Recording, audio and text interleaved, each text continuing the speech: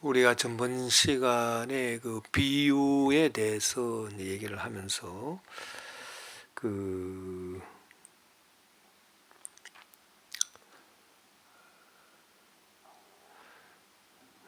존재론적 차원에서 우리가 그 형이상학적 입장에서 이루어질 수 있는 비유, 그런 것들을 이제 얘기했고, 그 다음에 그 같은 형이상학이지만은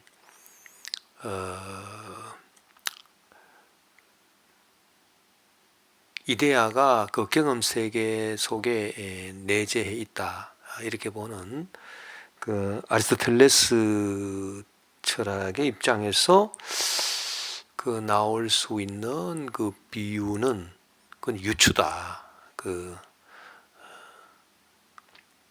어넬로지, 아날로기아라고 하는 유추다라고 하는 것을 우리가 공부를 이제 했고요.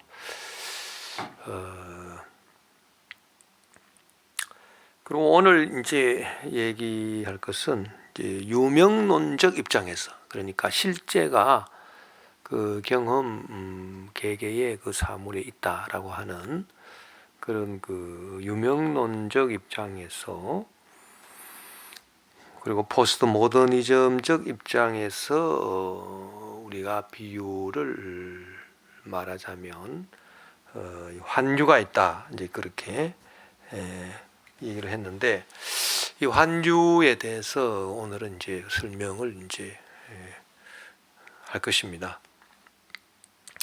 다시 한번 리뷰를 해보면,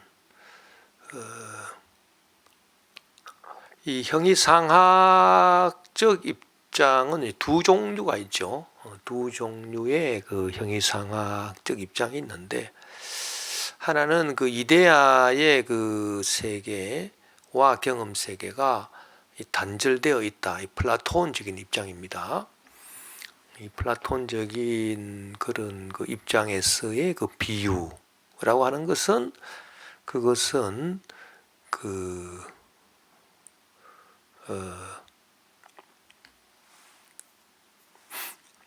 우의 혹은 상징이다. 그래서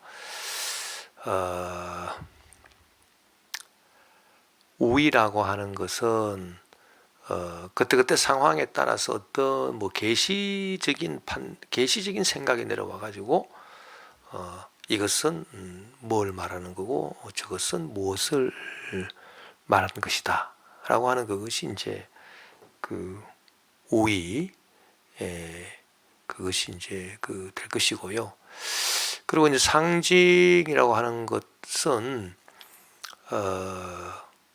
어떤 그 이데아의 그 세계에서 풍겨주는 그런 그 이미지가 있기 때문에 그 존재론적 그 뿌리를 갖고 있어서 무엇을 이렇게 그 연상시키는 것, 이런 것이 상징이죠.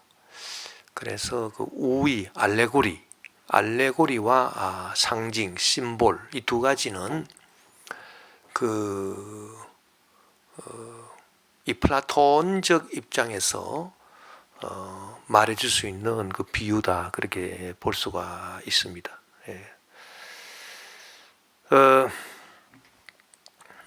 뭐 다시 한번 설명을 안 해도 뭐 될 것 같지만, 전번 시간에 뭐 강의를 충실히 여러분들이 잘 들었다면은 뭐 그 부분에 대해서 다시 한번 뭐 강의를 안 해도 되겠지만은, 다시 한번 간략하게 리뷰를 해보면, 이 플라톤적 입장에서는 그 이데아가 경험 세계와 단절이 돼 있죠.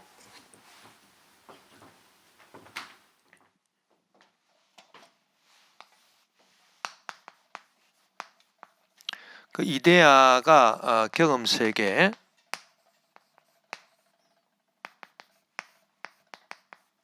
단절이 돼 있어요. 그 단절이 돼 있기 때문에 그 계시 신학이라 그러죠. 계시. 그 이데아에 계신 하나님이 경험 세계에 있는 우리에게 이렇게 그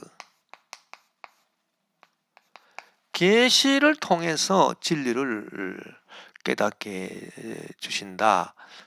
그래서 계시 신학이다. 우리는 그 하나님의 계시를 받지 않고서는 이 경험 세계에서 이데아로 올라갈 수가 없기 때문에, 경험 세계에서 이데아 세계, 하나님이 계신 세계로 올라갈 수 없기 때문에 밑에서 위로의 신학이 아니라 위에서 밑으로의 신학이 돼야 되는 거고, 그 밑에서 위로의 신학은 될 수 없는 거죠. 위에서 밑으로의 신학이 되어야 되는 것이고, 이게 플라톤적 입장 아니겠습니까? 그리고 플라톤의 영향을 받은 바울, 어거스틴, 마틴 루터 이런 이제 신학 계통이다, 그렇게 얘기를 했고요. 그래서 그 계시 신학입니다. 계시 신학. 그래, 계시 신학과 관계되는 비유는 두 가지가 있다. 우의, 알레고리, 그 다음에 상징, 생볼. 이제 두 가지가 이제 있는데, 뭐 간단합니다. 원리를 알면요 다 쉬워요. 원리를 모르니까 어렵게 여겨지는 거지. 그래서 알레고리라고 하는 것은 이렇게 뭐 그냥 쉽게 말하면 갖다 붙인다는 얘기죠. 갖다 붙여요. 예를 들어서 뭐 우리가 전번 시간에 얘기했듯이 예루살렘을 떠나서 여리고로 가던 사람이 강도를 만나서 죽게 되었다. 그 사람을 착한 사마리아 사람이 이제 구원해서 그 사람을 주막에 데리고 갔는데, 그 주막이 뭐냐, 주막이. 그 주막이 뭐를 갖다가 말하는 것이냐, 그 비유로 이제 얘기를 이제 한다면, 비유 가운데 알레고리다. 그 주막은 교회를 말한다. 그래서 죄로 말미암아 강도 맞는 사람 같은 그런 세상 사람들을 우리가 교회로 인도해야 이 사람이 구원을 받는다. 일단 그 주막은 그 교회를 말하는 것이다. 그리고 뭐 그 주막 주인한테 잘 부탁하고 은전 돈입을 주고 나중에 부비가 더 든다면 내가 와서 계산을 하겠다. 그러고 떠났는데, 그럼 그 은전 돈입이 뭐냐? 뭐 하나는 뭐 구약이고 하나는 뭐 신약이다. 이렇게 뭐 갖다 붙여도 되는 거고, 뭐 하나는 뭐 말씀이고 하나는 성령이다. 뭐 이렇게 갖다 붙여도 되는 거고. 자우지간 이 우의라고 하는 것은 이 갖다 붙이기 나름이죠. 그런 비유를 말합니다. 그런데 이렇게 우의로 그 주막은 뭐 교회를 말한다. 이렇게 얘기해도 되는 거고, 그 주막은 그리스도다. 예수님이다. 뭐 이렇게 말해도 되는 거고. 자오지간 뭐 그건 갖다 붙이기 나름이에요. 뭐 정답이 없어요. 갖다 붙이기 나름인데, 그렇게 빗대 가지고 말하는 것을 우이다. 그렇게 우리가 알레고리다. 이렇게 얘기를 했잖아요. 예. 근데 그렇게 갖다 붙이려면은 뭐야? 그 뭐 합리적으로 그 이론적으로 따져 가지고 갖다 붙일 수는 없습니다. 뭐 예를 들어서 그 주막에 데려다 뒀는데 그 주막이 뭐 교회다 이렇게 갖다 붙이는 경우는 주막이 교회구나, 뭔가 이렇게 그 영감을 위에서부터 계시로 받아야 되는 거죠. 그래서 갖다 붙이는 거지. 무슨 이것저것을 그 이성적으로 논리적으로 따져가지고 이 주막이 교회일 것이다. 그렇게 해서 교회다. 그렇게 하는 그 유추적인 방법을 쓸 수가 없어요. 이 알레고리는 유추적인 방법을 쓸 수가 없죠. 그러니까 딱 갖다 붙인다. 그건 뭐 어떤 계시를 받은 거죠. 계시를 받아가지고 갖다 붙이는 거다. 그러니까 어떤 사람은 뭐 주막을 교회라고 계시를 받았고, 어떤 사람은 주막을 그리스도라고 뭐 계시를 받았고, 좌우지간 뭐 계시 받은 게 어떻게 계시 받았든 간에 이 갖다 붙인다. 그래서 이 알레고리라고 하는 것은 이 계시와 관계되는 계시 신학. 그리고 상징이라고 하는 것도 뭡니까? 상징. 이 상징이라고 하는 것은 풍긴다라고 하는, 뭐를 이렇게 풍겨요 자꾸. 그래서 우리가 그 태극기를 바라보면 대한민국이 자꾸 풍겨 나잖아요. 저절로 풍겨 나는 거거든. 이 상징이라고 하는 거는 저절로, 이 저절로 생각이 나야 돼요. 그래서 저절로 생각이 나야 되기 때문에 생각하는 생각이라 그러지 않고 생각나는 생각이다. 그 생각하는 거하고 생각나는 거하고 다르잖아요. 생각나는 생각. 그래서 상징은 생각을 불러일으킨다라고 할 때, 그 불러일으킨다라고 하는 게 뭐냐면 생각을 하게 한다가 아닙니다. 생각나게 한다는 얘기죠. 그래서 le symbole donne à penser. 볼 리게르의 그 유명한 명제죠. 상징은 생각을 불러일으킨다. 생각을 불러일으켜. 생각나게 해. 무슨 상징을 보면 그냥 저절로 생각이 나는 거야. 무슨 뭐 따지고 뭐 그 유추적인 방법으로 아날로지 그 방법으로 이렇게 따지고 뭐 이렇게 해가지고 생각을 하는 것이 아니라 저절로 생각이 나는 거죠. 그게 상징이란 말이에요. 그러니까 저절로 생각이 난다라고 하는 게 무엇과 연관됩니까? 자, 이데아의 세계에서 뭔가 이렇게 풍기는 거, 그것을 우리가 받아들인다라고 하는 거죠.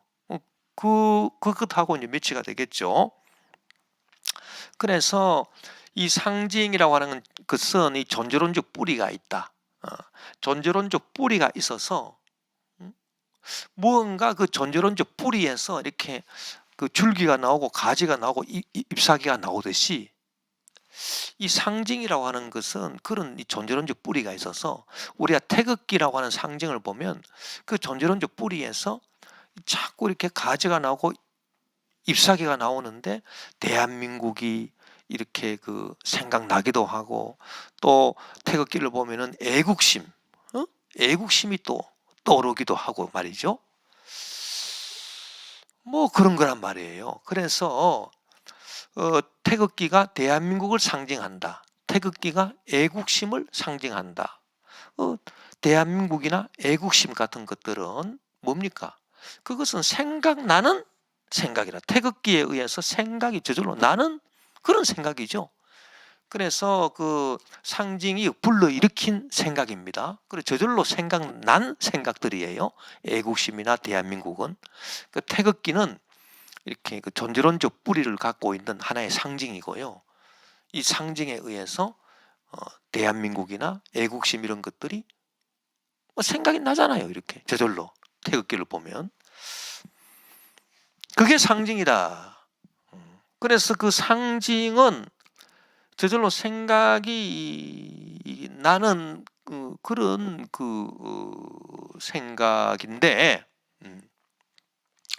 그 상징이라고 하는 것이 그 뭐와 통하느냐?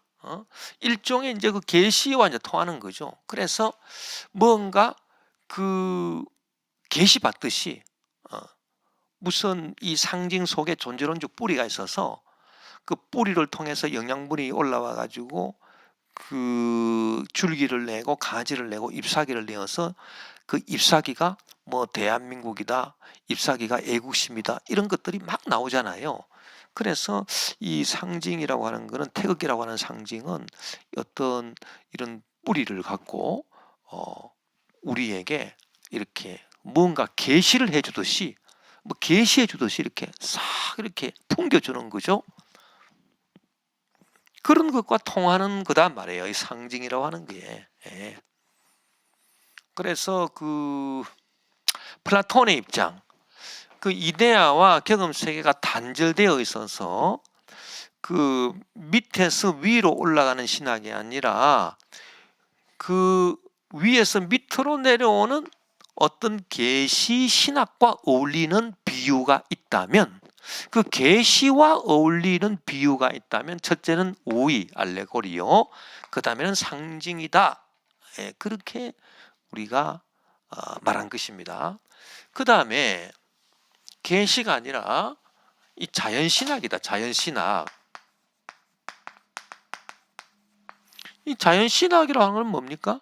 아리스토텔레스 입장이죠. 그래서 아리스토텔레스 입장이기 때문에 그 이데아가 경험 세계 속에 내재해 있다는 것 아닙니까? 그러니까 이데아를 우리가 하나님이다 이렇게 생각하면 돼요. 하나님 계신 곳이니까, 하나님처럼 완벽한 것이니까. 그럼 하나님께서 하나님 계신 그런 이데아적인 것이 우리 경험 세계 속에 내재해 있으니까 이 우리가 경험을 통해서 알 수 있다는 얘기죠. 하나님을. 그래서 우리가 경험 세계에서 감각을 통해서 경험해서 파악한 것을 이성이 보고 따지고 이런 건 다 경험 세계에서 우리 인간이 하는 일 아닙니까? 이런 일들을 통해서 하나님을 알 수 있다. 그래서 밑에서 이제 위로 올라가는 거죠. 밑에서 위로 올라가는 것. 이게 바로 자연신학이죠. 위에서 밑으로 내려오는 게 아니고요. 이게 이제 아리스토텔레스적인 입장에서 자연신학이란 말이에요. 이게 토마스 아퀴나스 신학이란 말이에요. 그러면 이 토마스 아퀴나스 이와 같은 자연신학에서 이 자연신학과 어울리는 비유는 뭐겠느냐? 이 자연신학과 어울리는 비유는 뭐겠느냐? 그것은 우위와 상징이 아니라 뭐냐? 그것은 바로 유추다. 유추. 그래서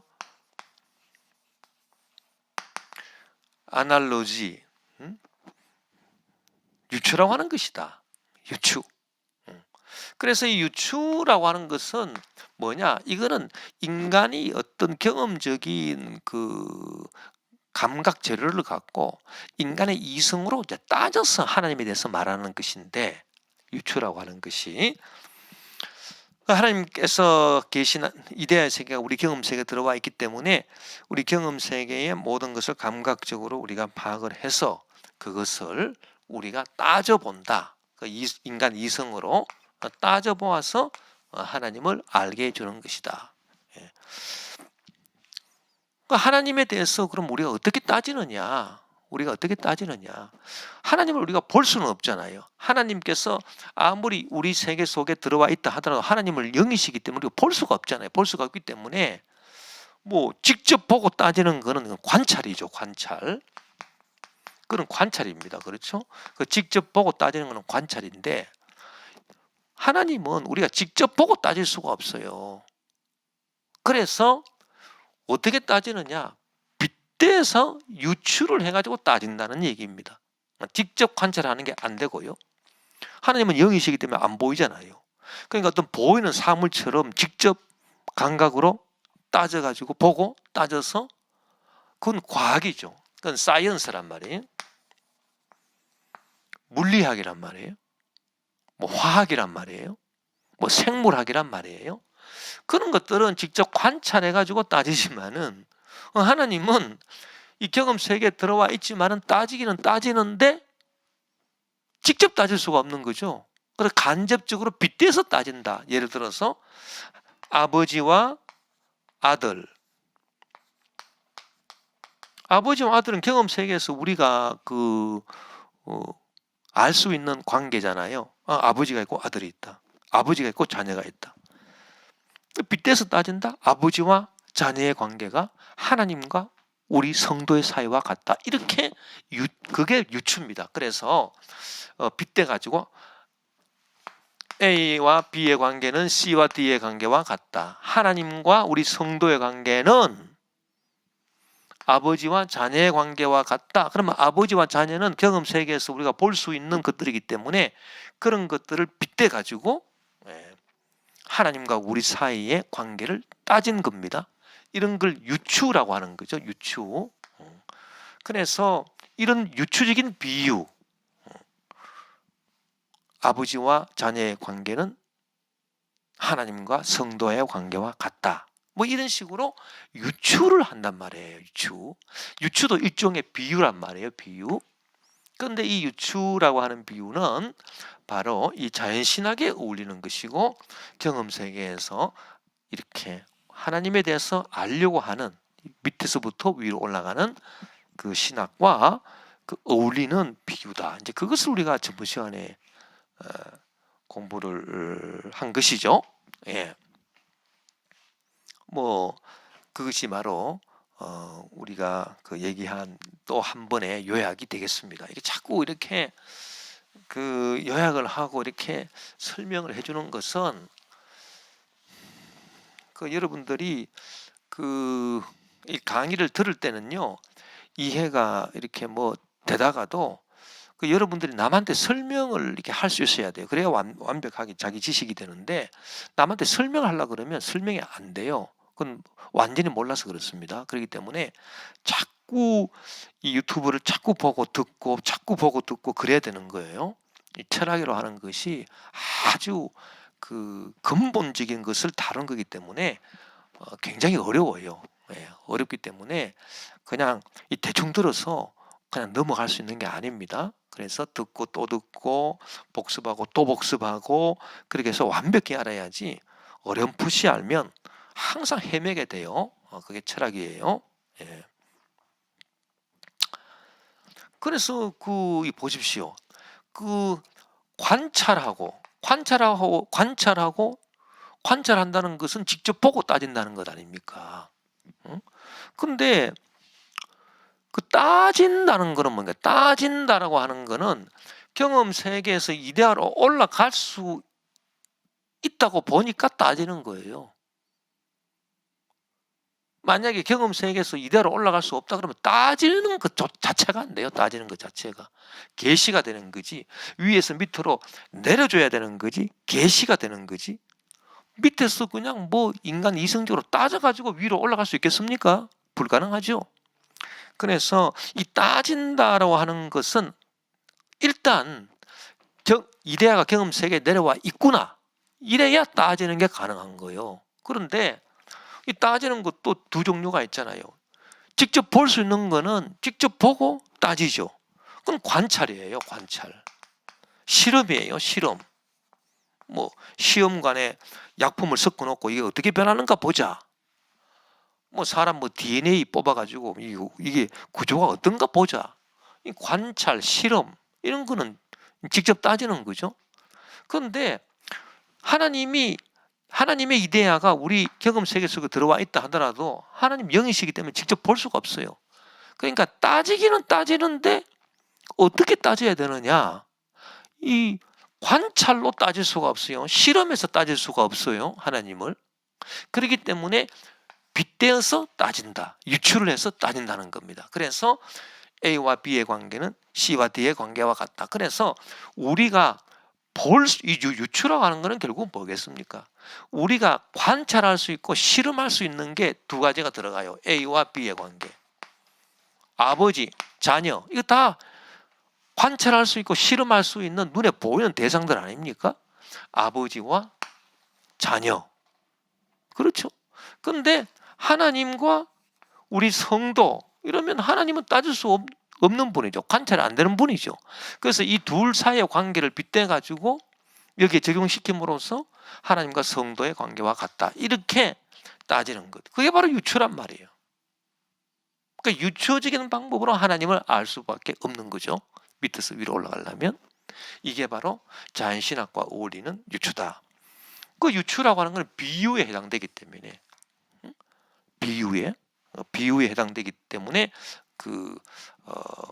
우리가 자연신학에서 어떤 비유를 한다면 그건 유추의 방법이다. 그렇게 이제 보는 것이죠. 그래서 알레고리와 그 상징은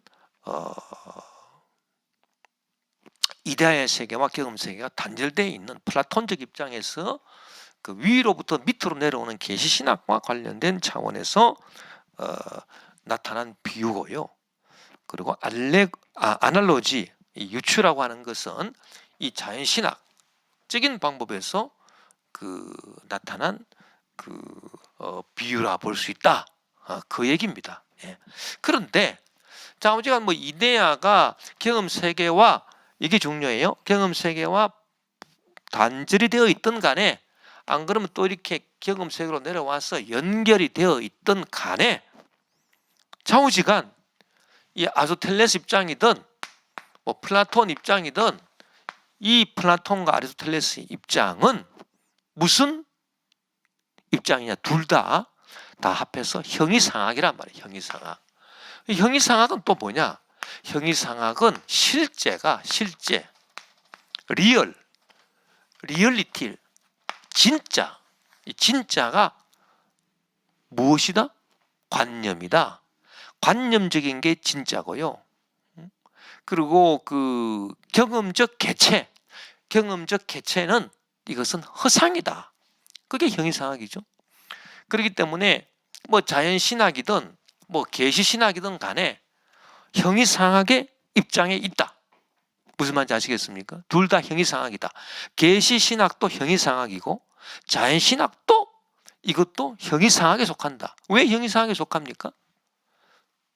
실제 하는 거는 진짜로 있는 거는 경험적 개체가 아니라 뭐다? 이데아적인 관념이다. 이게 진짜다 이렇게 보는 거예요. 그러니까 이 이데아적인 관념이 경험 세계에 내려와 있던 이는 아리스토텔레스 입장이죠. 안 그러면 뭐 그냥 분리되어 있던 경험 세계와 분리되어 있던 간에 좌우지간 진짜는 뭐예요? 진짜. 건물에 해당되는 진짜. 그것은 관념적인 것, 이데아적인 것, 눈에 보이지 않는 것, 이게 진짜고요. 이 눈에 보이는 것은 허상이다. 이거는 그림자와 같은 것이다. 라고 하는 입장에 플라톤도 서 있는 것이고 아리스토텔레스도 서 있는 것이고 계시신학 입장도 서 있는 것이고 자연신학 입장도 서 있는 거다 말이에요. 그렇기 때문에 좌우지간 이 둘 다 형이상학이라는 거예요. 그래서 둘 다 형이상학인데 이것을 이제 나누어 가지고 이데아가 경험세계와 분리되어 있는 플라톤의 경우하고 이데아가 경험세계 속에 내려와 있는 그 아리스토텔레스 입장하고 우리가 나누어서 비유를 얘기를 해본 겁니다. 그래서 전자는 우위와 상징이고 후자는 유추다. 그러나 어쨌든 간에 뭐 이데아가 경험세계와 분리되어 있던 이데아가 경험세계 속에 들어와 있든 간에 진짜는 뭐냐? 실제는 뭐냐? 이데아적인 관념이 진짜인 거고 이 경험적으로 만질 수 있는 이 개체 이거는 뭐냐? 이거는 허상이다. 그 허상은 중요한 게 아니기 때문에 허상은 다루지 않는다는 얘기죠. 예. 그런 차원에서 나타난 비유가 바로 우위와 상징 그리고 유추 이렇게 세 가지로 결국은 이렇게 됐다는 얘기입니다. 예.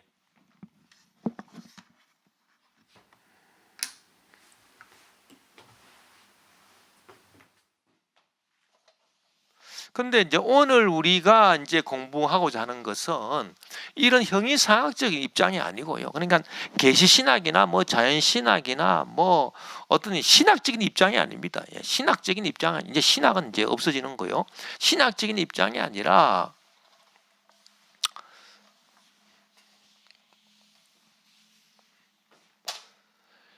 실제가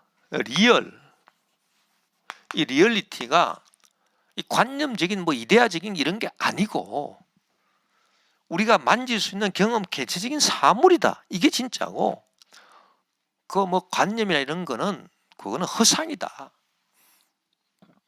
그게 바로 유명론이잖아요. 그래서 그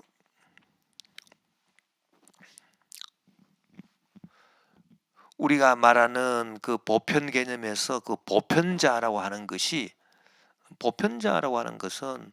그 어떤 어떤 개체적 사물을 뭉뚱그려서 말하는 그 개념 같은 거 아닙니까? 예를 들어서 이것은 책상이다라고 책상이다라고 딱 얘기를 하면 그 책상을 이것은 책상이다라고 하면 책상은 어떤 보편 개념이거든요. 예. 왜냐하면 수없이 많은 책상들이 있는데 그 수없이 많은 책상들을 우리가 똑같이 책상이다 부르잖아요. 그러니까 벌써 이거는 보편적인 그 개념이죠. 그래서 이 보편자라고 하는 것인데 이 보편자라고 하는 것은 결국은 이거는 실제가 아니고 이 보편자가 실제가 아니고 예? 또 그 어떤 보편자를 나타내는 개념 이게 실제가 아니고 실제는 하나하나 경험적인 하나하나 책상 하나하나가 이게 실제고 그러면 이 보편자는 뭐냐? 책상이라고 이렇게 말하는 이 보편자는 뭐냐? 이거는 이름에 불과한 거야. 그냥 이름이야, 이름. 예. 그런 식으로 말한 게 유명론이잖아요. 그 유명론이라고 하는 것은 리얼리티, 리얼이 개체 사물에 있는 거고, 보편자나 뭐 개념이나 이런 것들은 이거는 허상이라는 거예요. 허상이고 이런 것들은 결국 그 이름에 불과하다는 거예요. 이름에 불과하니까 그냥 단지 명목뿐이다. 이름뿐이다. 허상이고 이게 실제라. 이렇게 보는 게 유명론이라 그랬잖아요. 유명론, 노미널리즘. 이 유명론적 입장에서는 그러면은 도대체 우리가 그 비유를 말했을 때 그 비유가 어떻게 될 것인가라고 하는 문제입니다. 예.